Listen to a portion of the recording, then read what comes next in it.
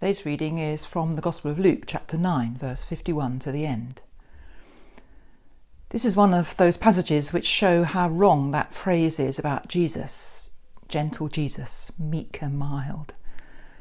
Far from it. He was tough on occasions. And here are some sayings which seem not just tough, but even severe.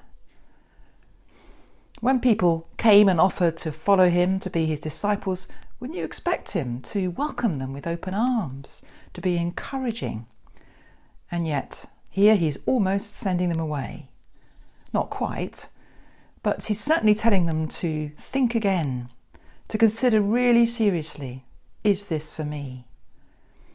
The Son of Man has nowhere to lay his head. Are you ready for that? Can you live in security with a person who never quite knows where the next meal or the next bed is coming from?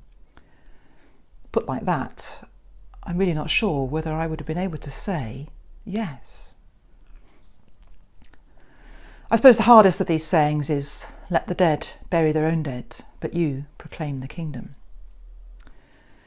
How can we reconcile this with his compassion elsewhere? He raised the widow's only son out of compassion after all, and that story is told in this very same gospel in Luke. Some commentators understand the dead as those outside the kingdom, dead to God, dead to the gospel, rather than a literally dead father, or perhaps a father who's owed labour until he dies. This may be right. After all, it's clearly not literal. How could the dead bury anyone? And the church has never understood this saying as forbidding funeral rites or mourning our loved ones when they die. The clue to the whole passage is probably the last saying. No one who puts a hand to the plough and looks back is fit for the kingdom of God. It's about commitment, wholehearted commitment. Looking back indicates regret, questioning that decision.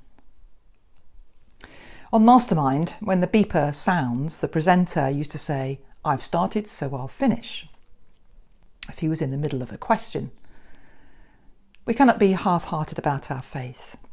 Any endeavour that we're half-hearted about will probably not succeed. Jesus is warning us in this teaching that we must seriously consider whether we can see through a commitment to him. Evangelistic campaigns sometimes find that many people come forward to make a commitment, but it doesn't last. The parable of the sower hints that a minority of those who begin well will bear fruit in the long run. We know how hard it is to stick to a New Year's resolve or a Lenten resolve. How hard it is now to stick to the social distancing rules after so many weeks and months of limits on our interactions and our movements. We're fed up with it and frustrated with it. But we have to see it through, or we risk wasting all that effort before. Every day we need to seek new strength and resolve in many areas of our life, in our faith, in our lifestyle. These are tough challenges, not to be minimised. And Jesus made no bones about that. He never said it would be easy. Instead, he said, "Take up your cross and follow me."